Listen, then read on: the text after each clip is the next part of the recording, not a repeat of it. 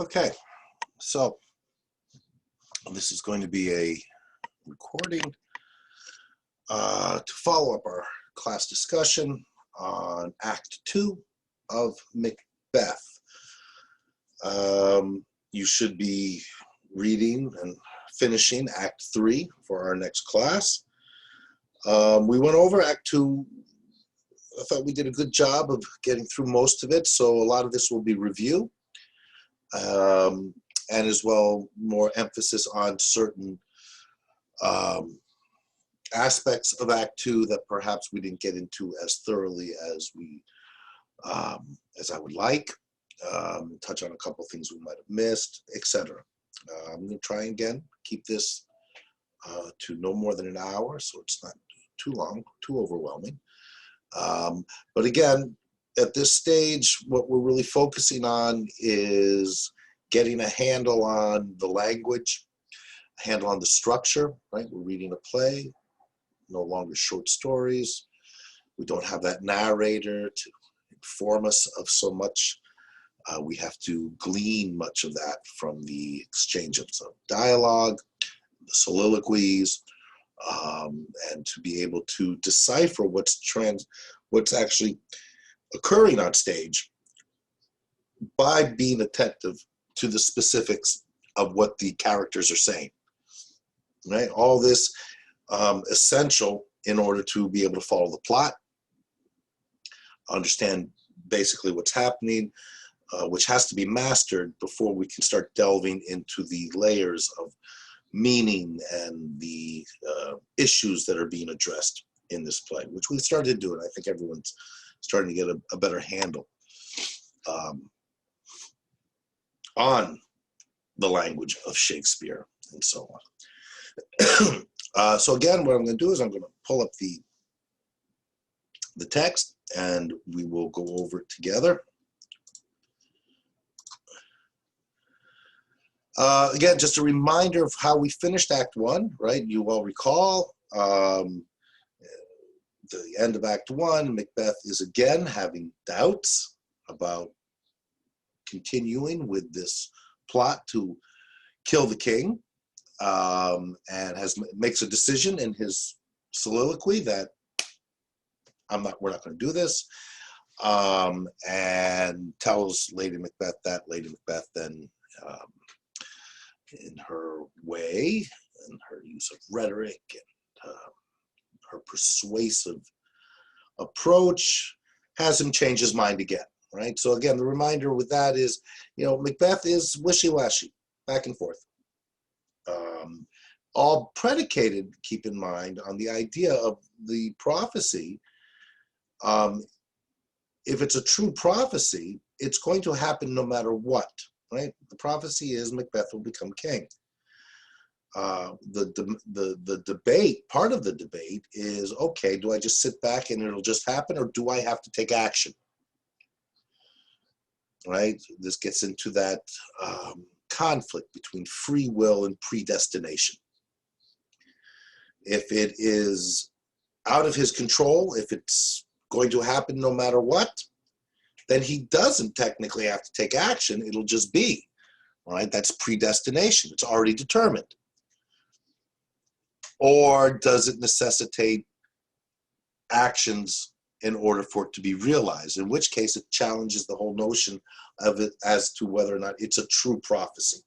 Certainly, Lady Macbeth is of the belief that, no, you have to take action.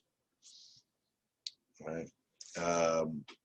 And you want to keep that in mind, that conflict between free will and predestination.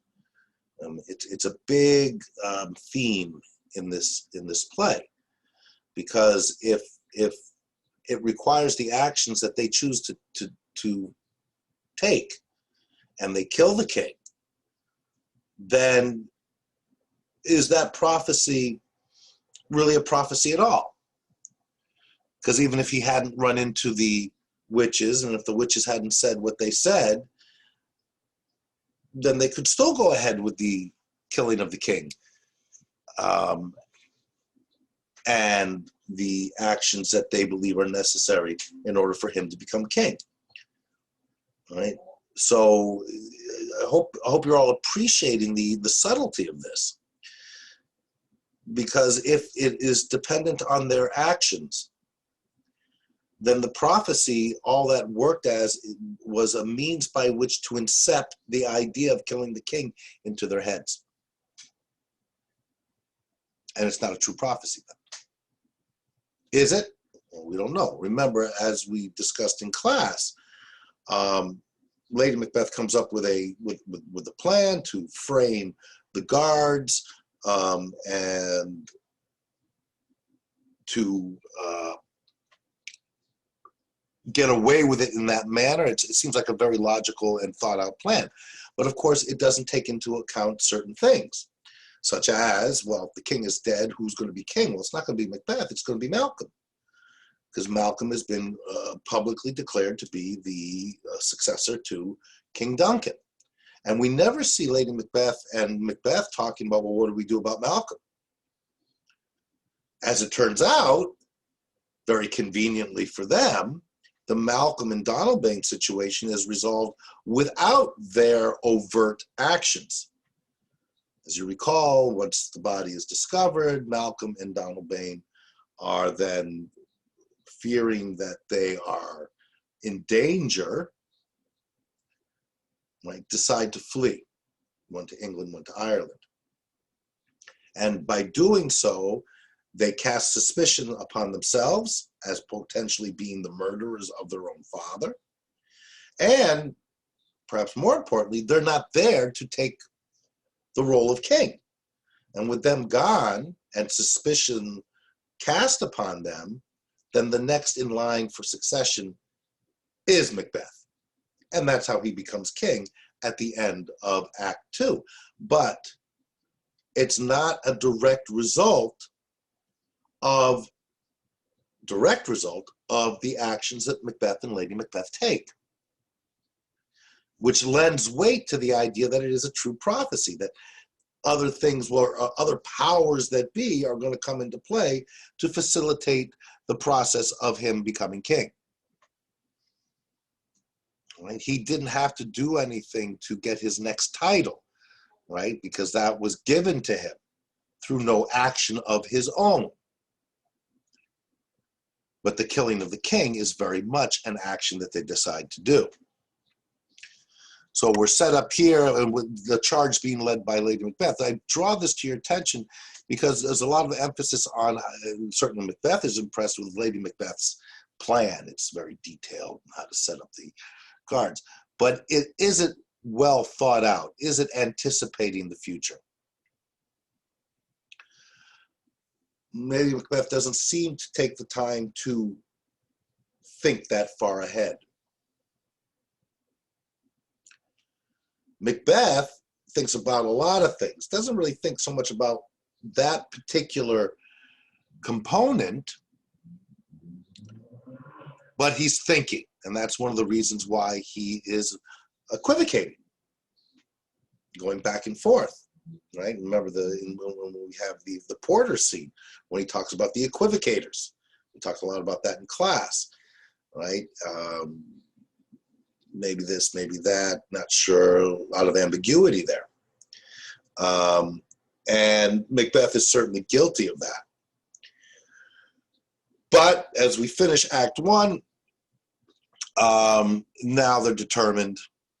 Lady Macbeth has convinced Macbeth once again that this is the proper course of action and that there's great rewards awaiting them should they follow through. We go directly from that scene at the beginning of Act II into a return of Banquo. Now remember, Banquo is an important character. We know this because he was with Macbeth when he met the sisters, right? And we know that they're both generals and they're both highly praised military men in this government of King Duncan.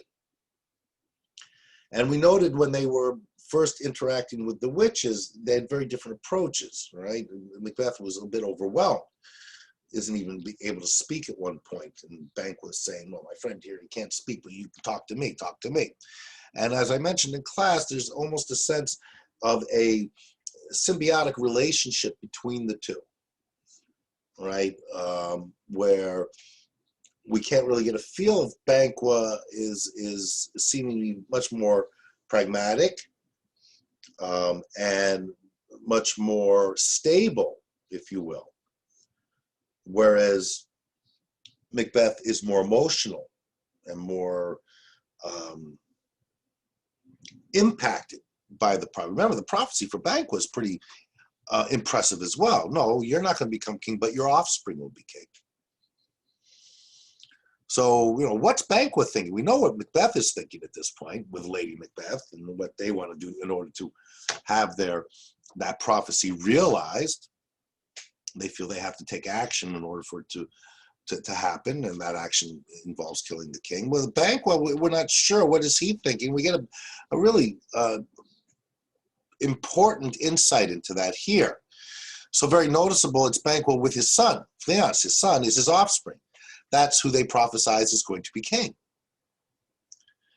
And we have this exchange. It's at night and so on. And notable here, and again, this is a review. We talked about this. What I would draw your attention to here is this moment where he says, "Hold, take my sword."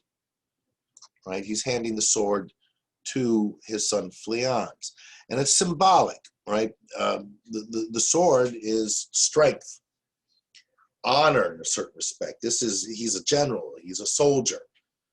And the sword comes to represent all that a soldier or general entails. And for whatever reasons, he tells his son, "Here, take my sword." It's almost like a passing of the torch. It's almost right here, take this because what? Well, maybe symbolically emphasizing that, you know, you're going to be king one day. You're going to be the one holding the might of the sword. We also note with Banquo here that he's talking about how, and yet I would not sleep, right? A heavy summons lies like lead upon me, and yet I would not sleep.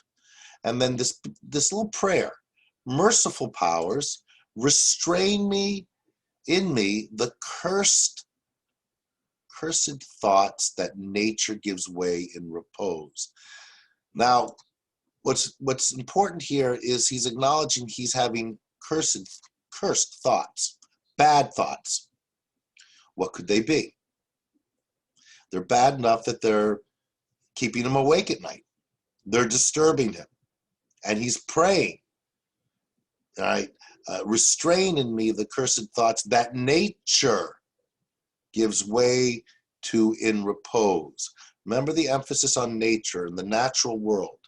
Remember, the act is disrupting the natural order of things, and that disruption is reflected in all aspects of the lives of the individual, the lives of the state, and the lives of and the state, if you will, of the natural world. Right? We see a lot of weird, disruptive natural events as well. We find at the end of the act when they're talking about the King Duncan's horses, highly trained, finest horses in the land, who go crazy, start eating themselves, right? Remember that.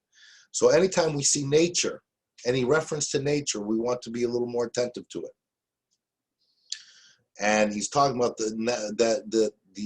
that nature gives way to in repose. When we're sleeping, nature brings on these thoughts. Right? You know, you're falling asleep, you wake up at 2 a.m, bad thoughts or thoughts. It's emphasis on sleeping. Remember that Macbeth, after he kills Duncan, is going to come out and say, "I've murdered sleep as well."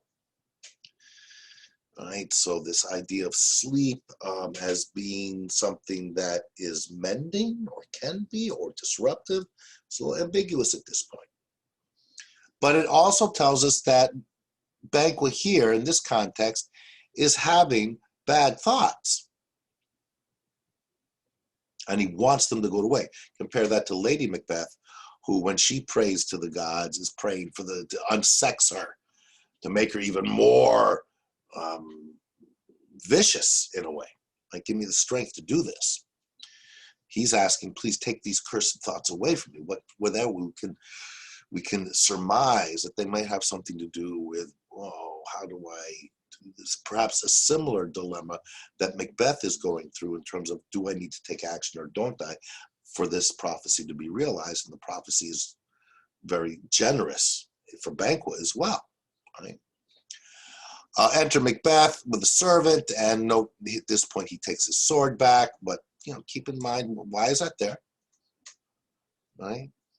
Little subtle thing, but we want to be attentive to it and thinking, is this some kind of symbolic gesture? What does the sword come to represent? So we have this exchange with Banquo and Macbeth. They're talking about the king. The king is content. And then Banquo says, all's well. And then he goes, I dreamt last night of the 3 weird sisters. And note what he says here. To you, they have shown some truth. So again, where's Banquo going with this? He's having these bad thoughts, and then when he brings it up with Macbeth, he's saying, those weird sisters, they said things that were true, suggesting that Banquo was starting to think, perhaps to some degree, in similar lines as Macbeth. And of course, Macbeth now is, at the encouragement of Lady Macbeth and his own encouragement, playing a role, right? A big part of what's transpiring now and evolving is this idea of deception. Remember, she's always telling him, you can't look like that. You'll give it away, right? You've got to play the role. You've got to deceive people. You can't let anyone suspect us. And that's going to grow, right? And note Macbeth's response. When Banquo says, I dreamt of the 3 sisters, they were saying some truth, and they had some truth. I think not of them. Right? Because I don't really think about them. But of course he has been. So that's part of that deceptive, even with Banquo. And we want to be attentive to this relationship between Banquo and Macbeth, because we were introduced to them together. They seem to have they reflect off each other in certain respects. That's what we're seeing here, potentially. But he says, yet, when we can entreat an hour to serve, we would spend it in some words upon that business, if you would grant the time. And Banquo says, at your kindest leisure. So Macbeth said, I didn't really think about them, but I guess we should talk about them at some point. And Macbeth then goes on to say, if you shall cleave to my consent, if you were to listen to me, when 'tis, it shall make honor for you. Now we've talked about this. I just want to emphasize this because it's a strange little exchange. What's he suggesting here, Macbeth? If you shall cleave to my consent, if you were to hold on, basically, and consent to certain things that I may be suggesting, about what? Well, something to do with the weird sisters. I thought you didn't think about them. It shall make honor for you. It'll be good for you. Something honorable. And Banquo's response, so I lose none, and of course the none is honor, right? It shall make honor for you. And Banquo cautiously responds, so I lose none of my honor in seeking to augment it. So, okay, you're saying you're gonna make suggestions that will bring honor to me. His response is, well, I want to make sure that I don't lose my honor trying to gain more honor, but still keep my bosom franchised and allegiance clear. And the allegiance is to the king. It's almost as if Banquo is suspecting Macbeth on some level here. That what you're going to offer that is you're calling to be honorable, is it? I don't mind, I'll listen to you, but not at the expense of my honor. And let me make it clear to you that my allegiance is to the king. Almost like a caution, a warning to Macbeth. Very subtle, but there nonetheless.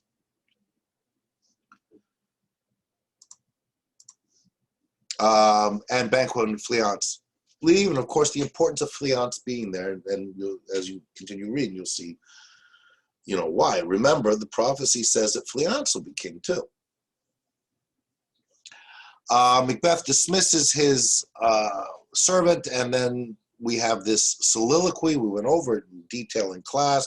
It's a reminder, this is the floating dagger scene, right? Where we're wondering, is Macbeth hallucinating? And if so, of course, the implications of that is you lose your mind when you start hallucinating. It's emphasizing to us the turmoil that Macbeth's mind is in. We don't see this in Lady Macbeth. She seems clear and no doubts. She knows what she wants. We know Macbeth has been struggling with this, but he has made his final commitment and agreed to commit the murder. And then he has this moment. Is this a dagger which I see before me? What's this? The handle toward my hand? Come, let me clutch thee. He reaches out to try and grab him. I have thee not, and yet I see thee still. So this is weird, obviously. Art thou not, fatal vision, sensible to feeling as to sight, or art thou but a dagger of the mind? Important. This is it's a famous soliloquy. Dagger of the mind. His mind is losing it because of the turmoil, the storm in his mind. A false creation proceeding from the heat oppressed brain.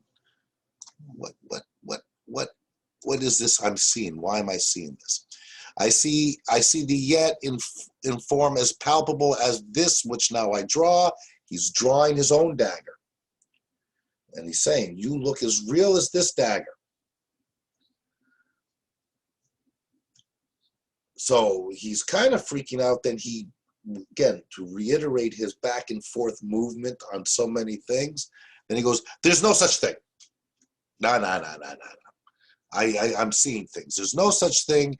It is the bloody business which informs thus to mine eyes. No, you're playing tricks on me because I'm about to do this crazy thing. And so this is almost a lucid moment for him.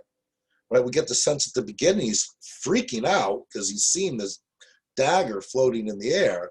But now he's saying, no, there's no such thing. And I don't believe you exist. Right? It's just the bloody business, it is the bloody business which informs us to mine eyes. But then he drifts back again. And he gets to the point where he's saying, thou sure and firm set earth, hear not my steps, which way they walk, for fear thy very stones prate of my whereabout, and take the present horror from this time. So he's recognizing that he's hallucinating, that his mind is playing tricks on him, but he is, at this point, is drawing on his rationale, saying, that explains it, but I have to be careful here. Recognizing, acknowledging the horror that is involved with what he's about to do, because he's about to do it. Words to the heat of deeds, too cold breath gives, and then a bell rings that alerts him. We hear these sounds. Remember the knocking that's going to be coming in the next scene. And he says, I go, and it is done. The bell invites me. Hear it not, Duncan, for it is the knell. It is a knell that summons thee to heaven or to hell. He is determined, despite his hallucination with the dagger, he is committed. Right? And remember, the commitment is to disrupt the natural order of things, to commit regicide, to kill God's anointed, God's representative on earth. That is that natural order of things. You know, God, king, and then everyone else. And again, that is reflected in the way that nature, the natural world, becomes completely disrupted. Remember the porter, right? Well, we'll look at that briefly here today in this video, but we talked about it in class. And the porter scene in that comical interlude, but where he is pretending to be the porter for the gates of hell, right? Suggesting that this place now is hell. And in many respects it is, because of the magnitude of the disruption to the natural order of things. So we have almost like a wasteland developing. And when we see that in the descriptions of the natural phenomena that is transpiring, with the storms and the screamings in the night and the earthquakes rumbling the earth, and the storms blowing the rooftops off of buildings and so on. We'll come to that. We'll look at it briefly when we get there. All right, we get to the next scene, and it's Lady Macbeth. Note what she says here. I don't think we covered this, and I just wanted to draw your attention to it. It's an interesting one. First thing she says, that which hath made them drunk hath made me bold. What hath quenched them hath given me fire. Now, of course, what she's talking about here is the alcohol. Remember, the plan was to get the guards drunk, so drunk that they pass out, and then to make it look like they committed the murder. But do know, little things that you want to pick up on through this type of attentive reading. That which hath made them drunk, alcohol, hath made me bold. That what hath quenched them hath given me fire. What's suggested here? Well, that Lady Macbeth has taken a couple of shots along the way herself. She's bold now because she drank some of the alcohol. She has fire from the alcohol. And of course, it's combined with the adrenaline of actually engaging in the plan. Again, look for these types of things that is revealed with the close reading. And then she hears the owl that shrieked. All right, the fatal bellman. There's associations with the owl. If on the most obvious level, the owl is a nocturnal bird, right? It's a night bird. So the owl is associated with darkness, and the night and the mystery of it, and so on, and the evil of the potential of night. We're going to see that later on when they're talking about the disruption of nature after the king is killed. It's daytime and yet it's pitch black. Fair is foul, foul is fair.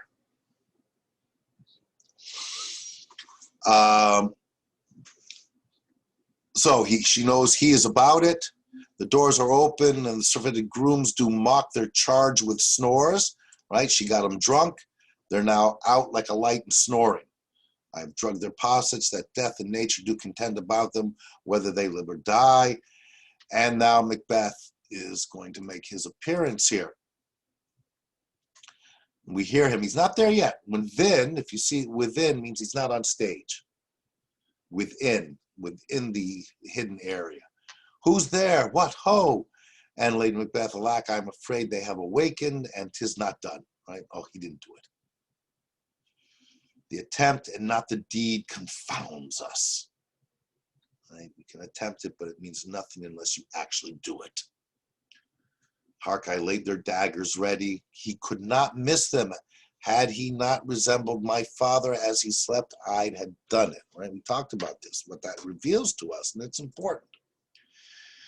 Right, so right here she's going, oh, what's that noise? Has he do it? I left the knives right there. The daggers were ready. Did he do it properly? He could not miss them. And she references, remember, because she was ready to do it herself. She's always been a little wary of Macbeth's resolve to actually be able to carry out the act. She has no qualms about it. She's like, I'll do it. But she doesn't. She doesn't do it. And she tells us why here. Had he, meaning the king, not resembled my father as he slept, I had done it. But because the king sleeping resembled my father, I wasn't able to do it. So the implication is she went there with Macbeth or went there with the intention of doing it and realized she couldn't. And she couldn't do it for sentimental reasons, which doesn't seem to really jive with her ruthlessness. But she couldn't do it because the king reminded her of her father, and therefore I can't do it. So Macbeth has to do it. So it's a little, perhaps, hint at maybe she's not as tough as she tries to be.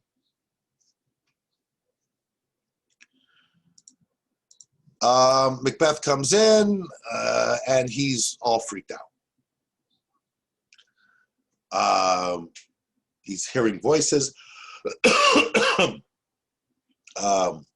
And he asks about the people who were in the chambers, the rooms next to the king's. He's recounting to her what happened, because we don't see him do the actual murder, right? But he's going to tell us what happened here. And very notably, he heard voices from the other chamber. Who's in the other rooms is Malcolm and Donalbain, right? And he's asking about it, and mixed in with that is, this is a sorry sight, and he's looking at his hands. Remember this motif. There's blood on his hands, right? He's just committed the murder. And this is a sorry sight. Note the words that he uses here, very important. Sorry sight. And Lady Macbeth immediately responds, a foolish thought to say a sorry sight. Because sorry is an expression of regret.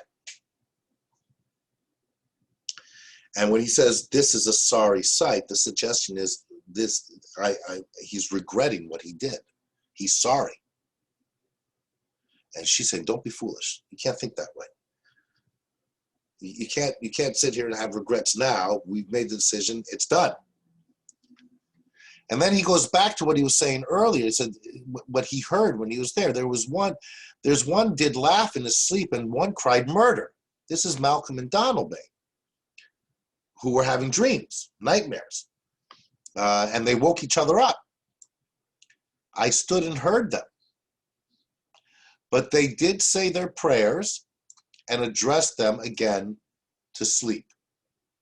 So what's being revealed to us is that when Macbeth was in there killing Donalbain, Donalbain's sons woke up. And around the same time, right? One is, and interestingly, one is laughing and the other one is crying murder in their sleep. Remember, like that idea, that theme of sleep. But then they saw, oh, we had dreams and whatnot, and they decided to go back to it, and they said their prayers and went back to sleep. Why is this significant? Well, when Macbeth says, one cried, God bless us, and amen the other. They're saying their prayers, God bless us, let's go back to sleep. As they had as if, he's saying, right, they had seen me with these hangman hands, right, the hangman, the killer, the executioner. Listening their fear, I could not say amen when they did say God bless us. So his concern is, I couldn't say amen, which is obviously in reference to God, higher power, prayer. I could not say it.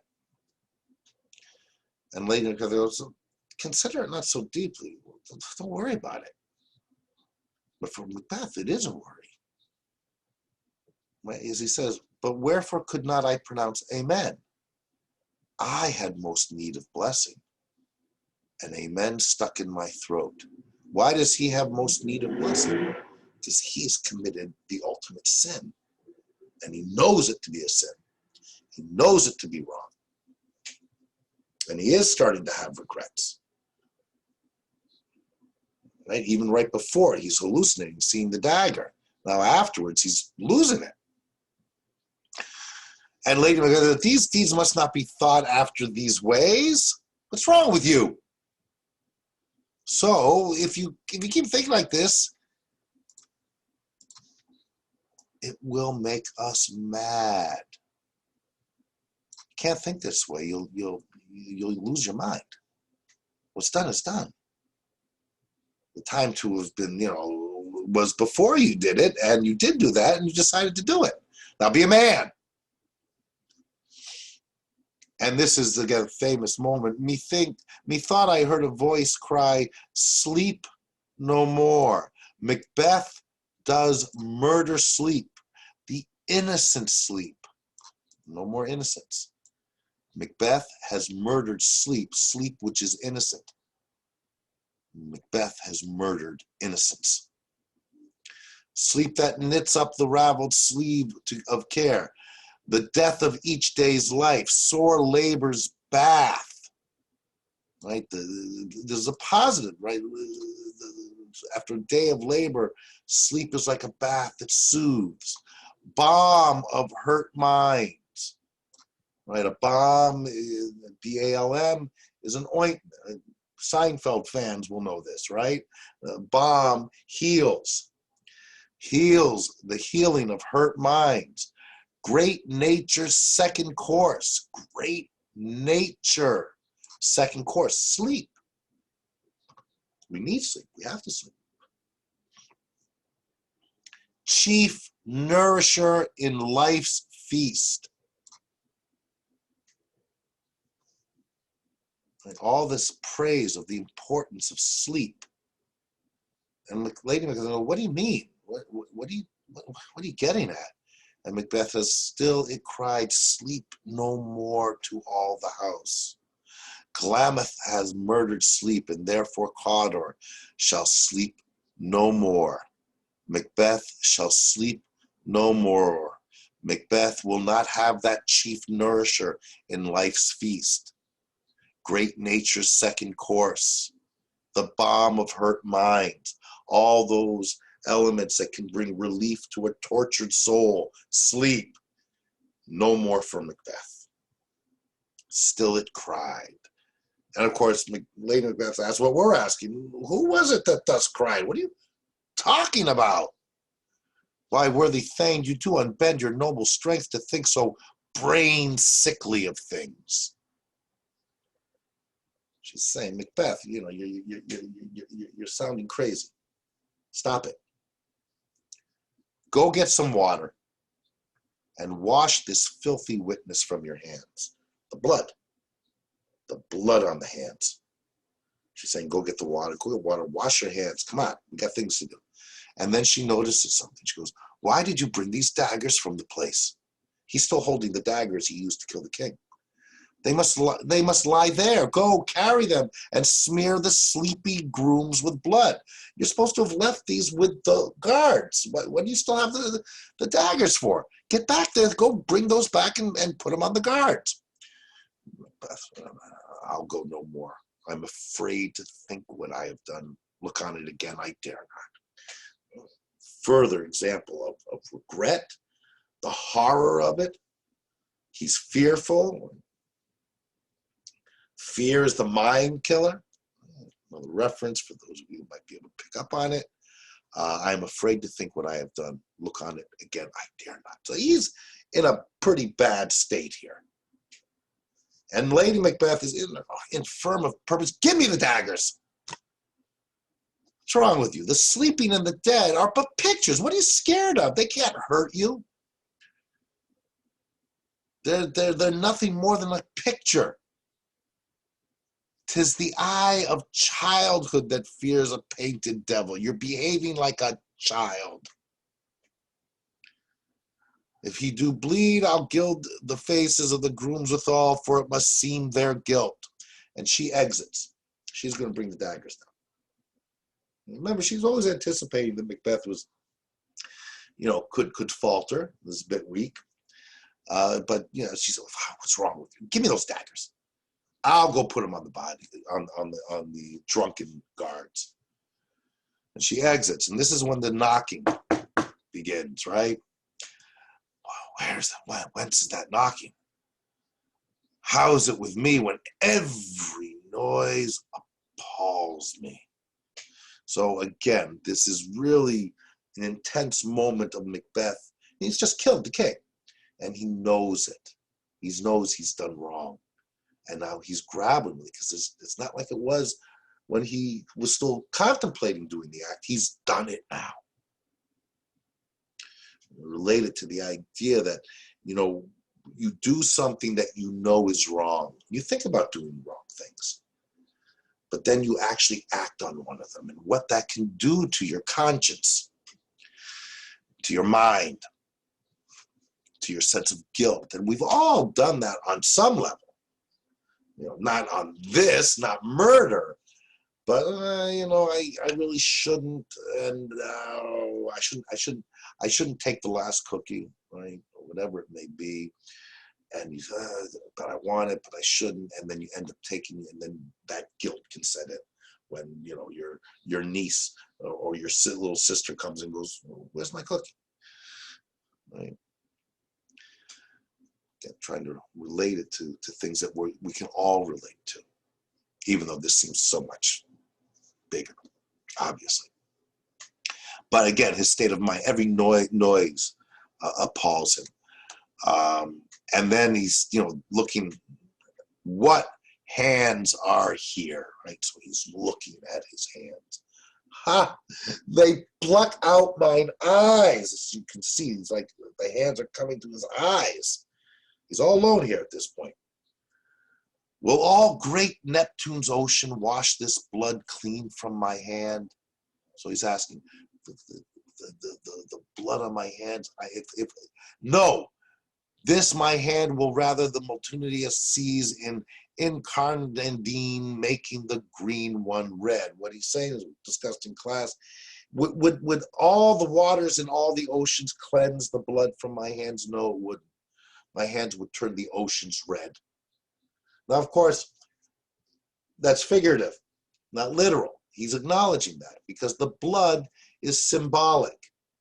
Right? The blood is the blood from the dead king, yes, but it's what the blood comes to represent. And we can see from Macbeth's state of mind that the blood is representing his sense of guilt. And no water imaginable could erase the guilt, the acknowledgement that what I've done is bad, and it's very bad.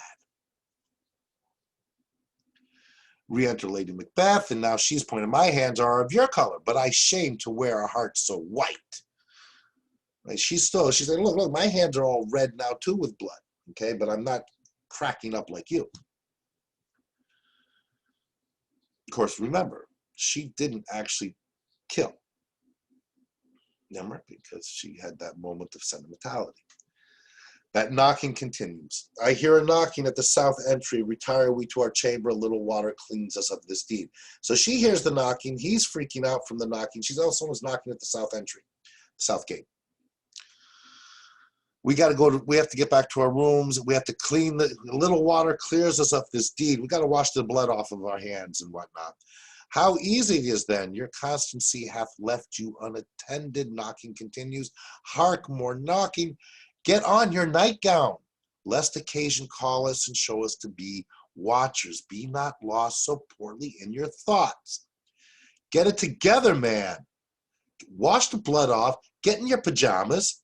We got to look like we were sleeping. We can't look like we've been awake all night, because then that would draw suspicion. To know my deed, Macbeth says, 'twere best not know myself. Again, emphasizing this moment.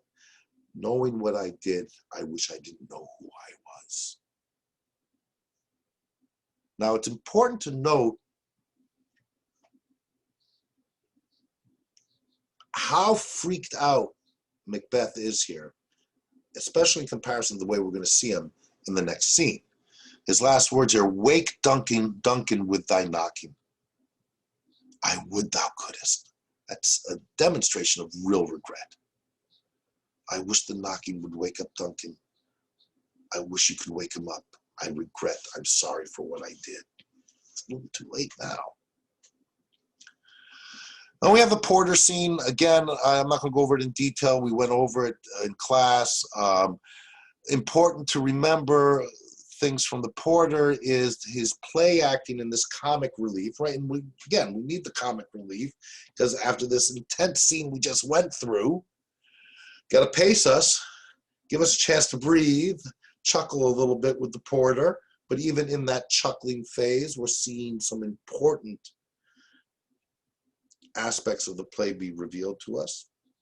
And of course, we have this little interlude before they're going to find the body, which is going to get all intense again. But note in this comic interlude, things that are important and still tie very much into the much heavier themes of the play. Porter of Hellgate. He's play acting that he's Hellgate, but of course, symbolically, it is very much suggesting that this is now hell. With the level of disruption to the natural order of things, all that is in the cosmological view keeps everything together, has been shattered, and without that unification, without that unity, we have a wasteland, a hell on earth. That's the level of disruption and horror that Macbeth has initiated here, because it's regicide. It's God's anointed. So we have this, the porter, through this scene, revealing to us that we should be thinking figuratively in any case that it is now hell. We also have the equivocator. We talked about this in class, right?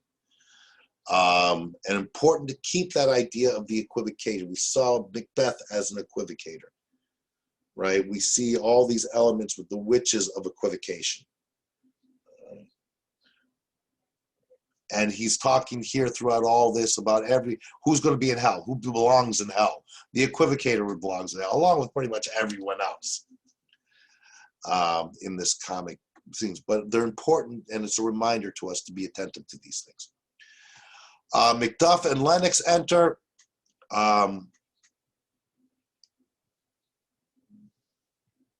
We have a continuation of the comedy with the riddles and everything else, and the drunkenness that the porter has gone into. Again, that's the relief, the pacing.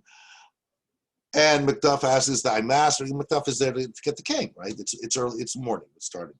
Macduff enters, "Thy master stirring, enter Macbeth." Now remember, we're just seeing Macbeth again. The previous time he's losing it. Now he shows up, and he seems to have found his composure. Are knocking his wagon. Here he comes, Lennox. "Good morrow, noble sir." "Good morrow, both." "Is the king stirring, worthy Dane?" "Not yet." And Macduff says, "He did command me to call timely on him. I have almost slipped the hour. The king asked me to come wake him up at this time." And Macbeth goes, "Well, I'll bring you to him." "I know this is a joyful trouble to you, but yet 'tis one. The labor we delight in physics pain. This is the door." So Macduff says, "No, you don't have to come. Appreciate it." And Macbeth says, "Well, it's over here." Now, it's important to note how Macbeth is behaving. He knows what Macduff is going to find. We just saw him losing it, but he really seems to have regained himself to a large extent. Macduff leaves. Lennox is saying, again, with a little continuation of the comic relief to some extent, before the discovery of the king's dead body, goes the king hence today? He does. He did appoint so. And then Lennox reveals again a couple of things going on here. One is humorous, and I'll show you what I mean by that. The other is how nature is out of sorts. The night has been unruly. Of course, the humor in that is he's saying it to Macbeth. You think? Macbeth obviously knows much more, but he goes also into details here that we want to be attentive to in terms of this disruption of nature. The night has been unruly where we lay, our chimneys were blown down, and as they say, lamentings heard in the air, strange screams of death. Like screams of death in the air, with the wind, whatnot, but this is what it sounds like. And the prophesizing with accents terrible of dire combustion and confused events, new hatched to the woeful time. The obscure bird, that's the owl again, clamored the livelong night. Some say the earth was feverish and did shake. Earthquakes. So Lennox is talking about what a crazy night it was.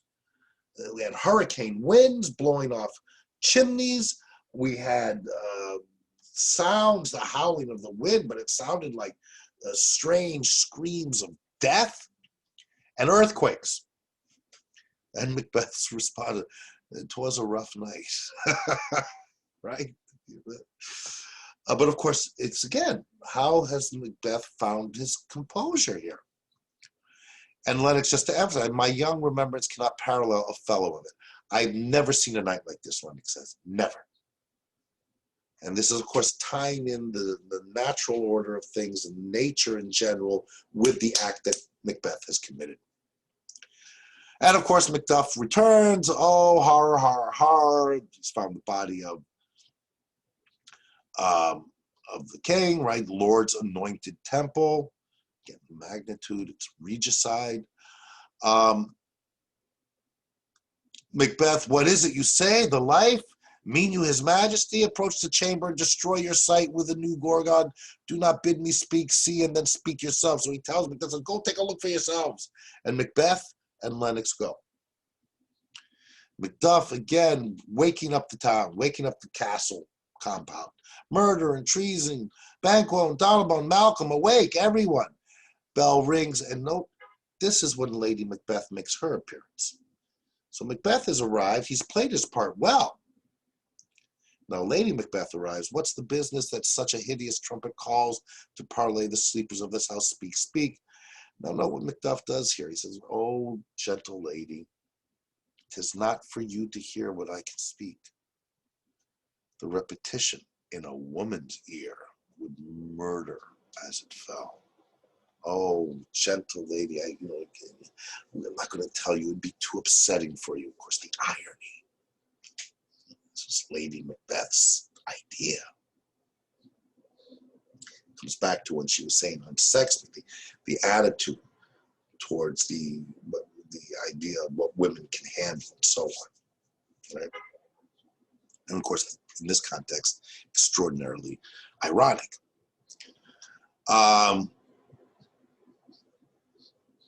Banquo arrives, everyone's chaos now, right?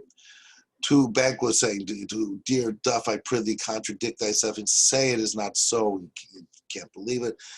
Brings us back, remind us, remember we were thinking, does Banquo in any way suspect that Macbeth would consider doing something? Was he considered doing something?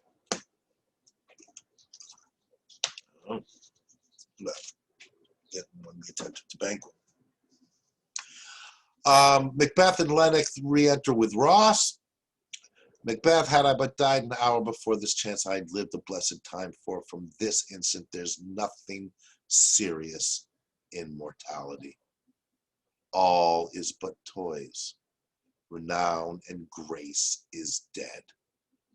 The wine of life is drawn, and the mere lees is left. This vault to brag of. Now, this is an important moment. He's saying this in front of everyone, and it is seemingly in reference to the king is dead. There's nothing serious in mortality. All is but toys. Renown and grace is dead because the king is dead.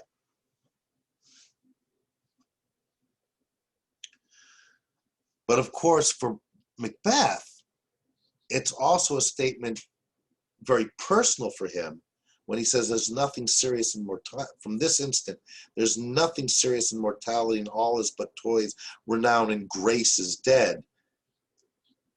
It's him also acknowledging that because he is the killer, that for him, renown and grace is dead. He's saying it in this context for everyone, because the king, and both are true, right? They're connected, again, because of this natural order of things, right? The divine presence of God through the king. Everything is now disrupted. But it's also, and we're dealing with it on this macro level, but also very much on the micro level in terms of the individual, both Macbeth and Lady Macbeth, and what they have to deal with in terms of the psychology of what they've done and how they deal with it. And that's what we're going to be seeing unfold here, while we also see what unfolds in the state and what unfolds in nature. Everything is disrupted. Fair is foul, foul is fair. Everything is crazy now. But we're going to see it on different levels, right? We need to be attentive to how it manifests on the personal level with Macbeth and Lady Macbeth. But then we're going to see how it unfolds on the state level. Scotland and its government. They don't have a king right now. Malcolm and Donald. Malcolm's supposed to be the next king. The king has been murdered. So this has great impact on Scotland, the society of Scotland, which, as we saw through the Porter scene, is now a hell, a wasteland because of this act. And then we see it on the natural level with earthquakes and hurricanes, right? And horses going crazy, as we're going to see shortly. So this moment is an important one, because it's a statement about himself personally, but also the whole state. Now note here, right, now Malcolm and Donalbain come in, and what is amiss? You are, and you do not know it. The spring, the head, the fountain of your blood is stopped, the very source of it is stopped. So again, did we anticipate that Macbeth would be able to play act in the way that he is and be convincing after what we just saw him like? Does it have something to do with his acknowledgement that grace and renown is dead, that it's an acceptance and a realization there is no going back now?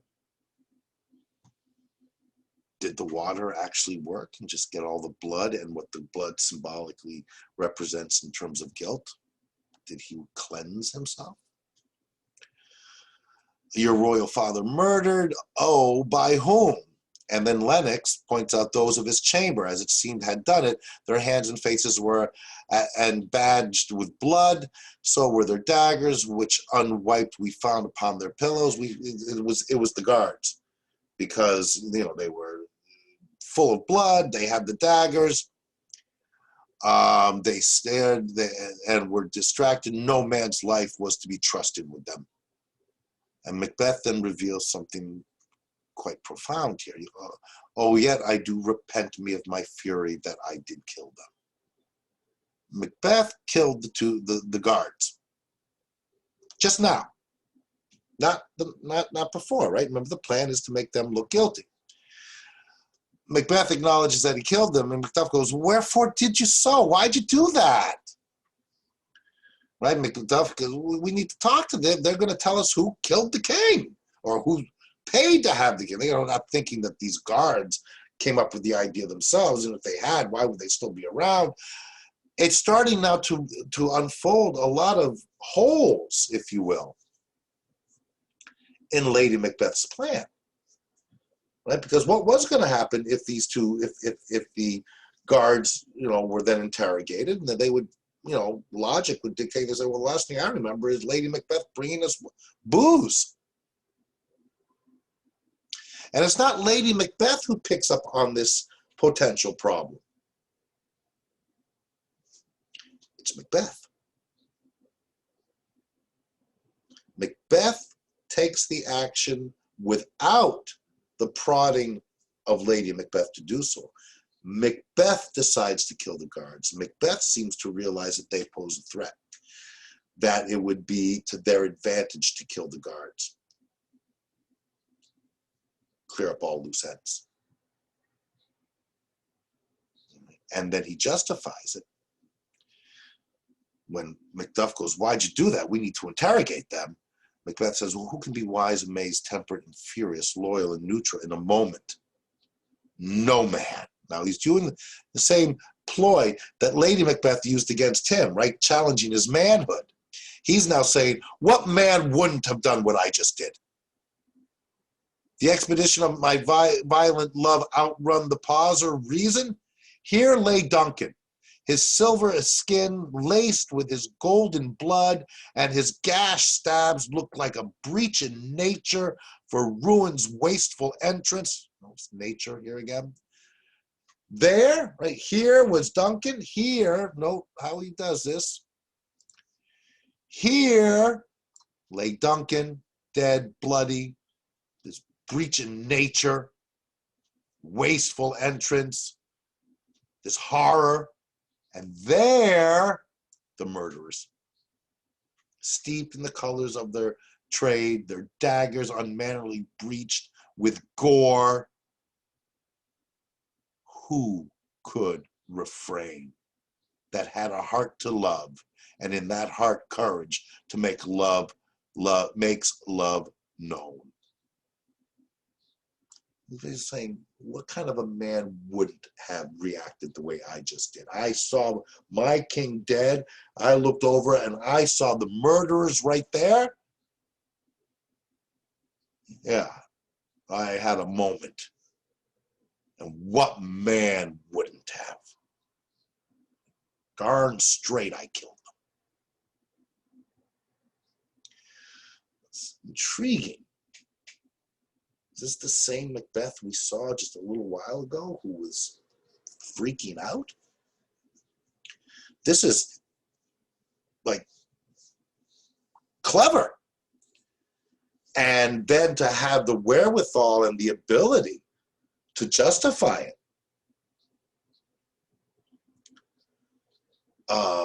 In such a deceitful way. And then interestingly here, then Lady Macbeth says, help me hence ho. Right? She serves as a distraction, almost like she's watching Macbeth. What's she making of this? This doesn't sound like the Macbeth she knows, taking action on his own, and actually pretty smart, and now very logically justifying it, rationalizing it. Is she a little concerned that he may slip up here? Maybe he's talking too much. She seems to be concerned in some manner because here she's going to basically feign a faint, or actually faint. But it serves as a distraction structurally as well for us, because then we get back to Malcolm and Donalbain aside. They're talking just to themselves. So we have on the stage, Lady Macbeth is swooning. Macduff says, look to the lady. Everyone goes there, which allows the spotlight to be on Donalbain and Malcolm here, where they have this exchange. Why do we hold our tongues that most may claim this argument for ours? And then again, decide what should be spoken here, where our fate, hid in an auger hole, may rush and seize us. I don't think we're safe here. Like something smells here. Our father's just been killed. Who's to say whoever killed him isn't going to be looking to kill us next? Let's away. Our tears are not yet brewed. We don't even have time to grieve yet. We could be in danger. Back here, so we have that little aside, so we're getting an idea of what they're doing. We're back to Lady Macbeth. She's carried out. Banquo is, and when we have our naked frailties hid, that suffering exposure, let us meet and question this most bloody piece of work to know it further. Fears and scruples shake us. In the great hand of God I stand. All right, remember that ties into what he was saying about his honor and his allegiance. in the opening scene of the second act. And thence against the undivulged pretense I fight of treasonous malice. And so do I, so all. Right? We're gonna have to discuss this. I mean, a lot going on, and fears and scruples shake us. Let us meet and question this most bloody piece of work to know it further. We need to find out what's happened here. We don't have our key witnesses and perpetrators, as they think of in the guards. They're dead. Everyone agrees. Macbeth, let's briefly put on manly readiness and meet in the hall together. Yes, let's go meet and discuss and figure this out. Led by Macbeth. And then everyone leaves with Malcolm and Donalbain, and here's where they reveal what they're going to do. They're going to go. They're going to leave. What will you do? Let's not consort with them. To show an unfelt sorrow is an offense which the false man does easy. I'll go to England. Right? They're suspicious of everyone right now. And Donalbain will go to Ireland. Where we are, there's daggers and men's smiles. The near in blood, the nearer bloody. Right? Don't trust anyone. Everyone smiles. There's daggers in there.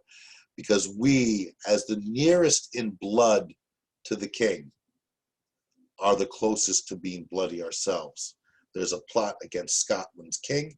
That means there's a plot against us. We must leave. We must flee. We must protect ourselves until we can figure out. And I don't trust all of those people going into that room. We can only trust ourselves. And we go separately so they can't catch both of us. This murderous shaft that shot hath not yet lighted. There's still more to fear. And our safest way is to avoid the aim. Is to get out of here. Therefore, to horse and let us not be dainty of leave taking, but shift away. There's warrant in that theft which steals itself when there's no mercy left, and they leave. So what they're doing is, now of course Malcolm, the importance here is Malcolm is meant to be king now. Malcolm and Donalbain are going to run, which is going to cast suspicious on them. Why are they running? People are going to think they're running because they killed their own father. No, they're not here to defend themselves, and they're not here to become king.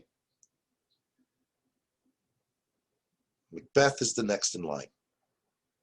So as I was saying earlier, this is one of those things that is happenstance, right? They never, even though Macbeth figures out at the last moment, oh, we got to kill the guards, they're loose ends, but they never address the issue of Malcolm being the next king.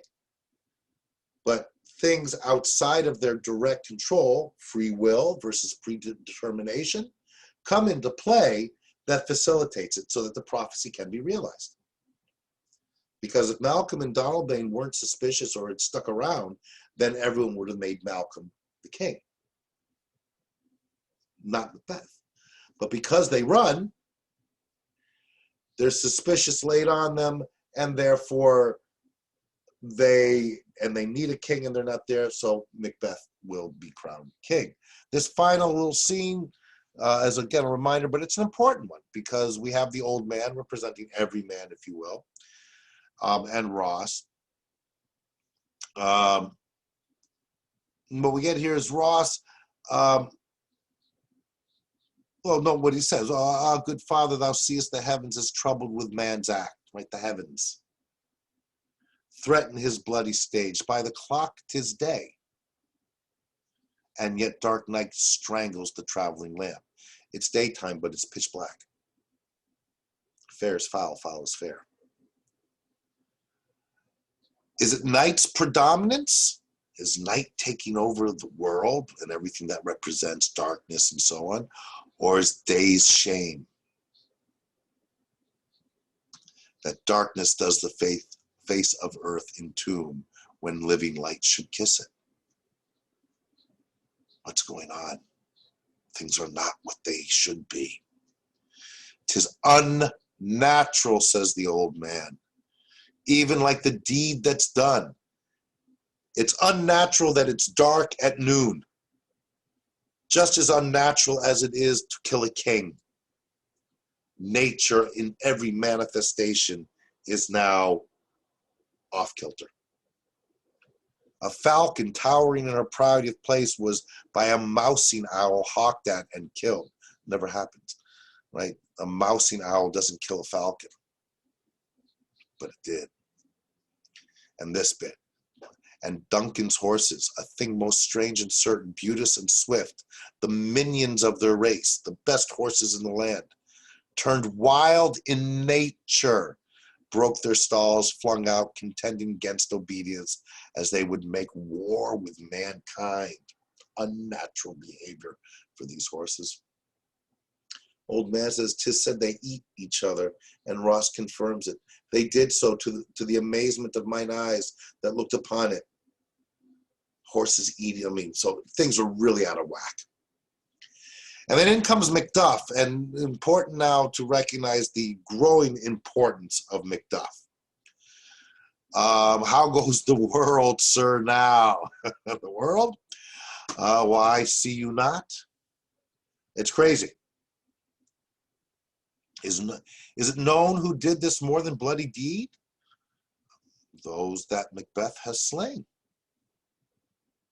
Alas, the day, what good could they pretend? Why would they do it, though? And Macduff reveals, well, they were suborned. Right? They were hired. They were subordinate to someone else. They were just the hired killers. Many motes. Malcolm and Donalbain, the king's two sons, are stolen away and fled, which puts upon them suspicion of the deed. So what Macduff is saying, we know these guys committed the murder, the ones that Macbeth killed, the guards, but they weren't the ones who had anything to gain from the murder. They were just hired to do the murder. That's at least the thinking. Could it be Malcolm and Donalbain, right? Suspicion of the deed? Well, we don't know yet. But they know there's someone else. And that's what, of course, Malcolm and Donalbain thought themselves.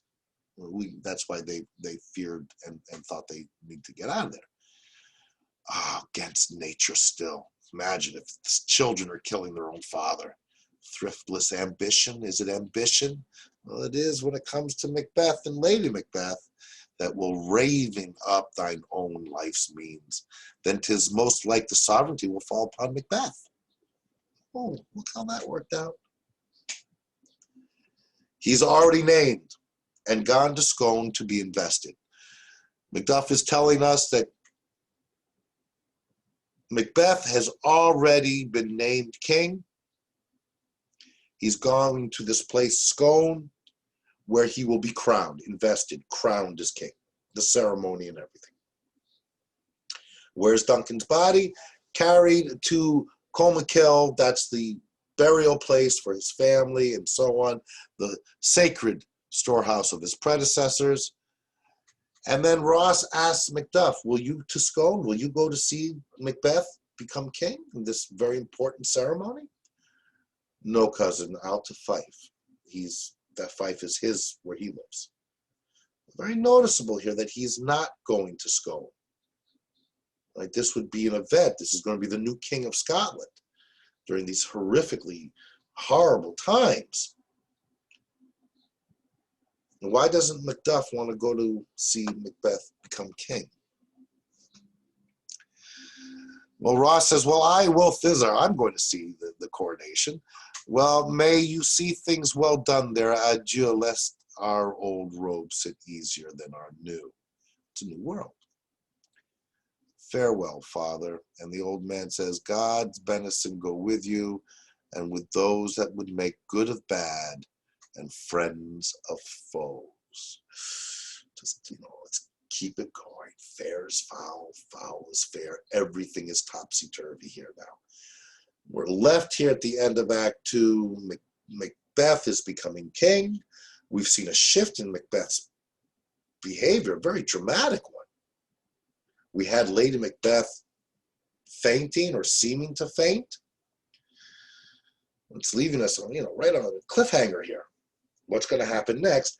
And then we get this last little bit with Macduff not going to the coronation of Macbeth's becoming king, and why is that?